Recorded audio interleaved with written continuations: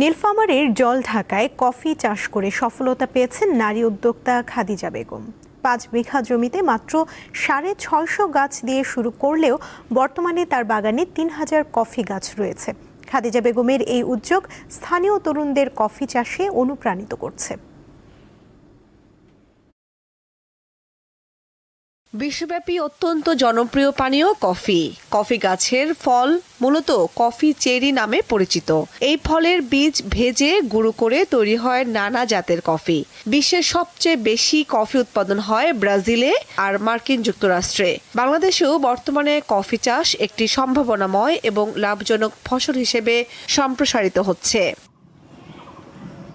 উত্তরের জেলা নীলফামারীর জলঢাকার নারী উদ্যোক্তা খাদিজা বেগম প্রত্যন্ত অঞ্চলে কফি চাষ করে এক নীরব বিপ্লব ঘটিয়েছেন।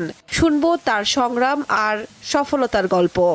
আগে হাতে যে কফি ছিঁড়তাম, লাল কফি যেটা ওইটা ছিঁড়তাম, ছেঁড়ার পরে ওটা ছেলার পরে শুকাইতাম। শুকার পরে আমি মাঝখানে আরেকটা বিন আছে, ওই বিনটা আমরা কড়াইতে ভাজতাম। ভাজার পরে আমি ওইটা ব্লেন্ডারে গুঁড়া করে সেল দিতাম।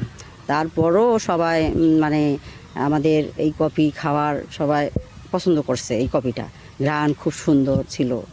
মেশিনে এখন প্রসেস করতেছি, গ্রাইন্ডার করতেছি, রোস্টার করতেছি। আর আমার কফি বাইরে যাচ্ছে, বিদেশ থেকেও লোক অর্ডার দিছে, ওখানেও দিচ্ছি।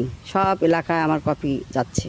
আমি এটা আমাকে খুব ভালো লাগতেছে, আর আমি এটা বাণিজ্য আকারে করতে চাই। এখন স্বামীর মৃত্যুর পর 2 সন্তানের সংসার সামলে নিজেকে আজ একজন সফল উদ্যোক্তা হিসেবে গড়ে তুলেছেন এই সংগ্রামী নারী। আমার 2014 সালে আমার স্বামী মারা যায়।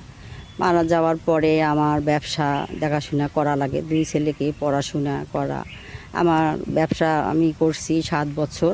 আমাকে খুব খারাপ লাগছে, কষ্ট লাগছে যে আমার স্বামী চলে গেল, আমার 2টা ছেলে রেখে, এই ছেলে 2টাকে পড়াশোনা করা করা খুবই কষ্টকর।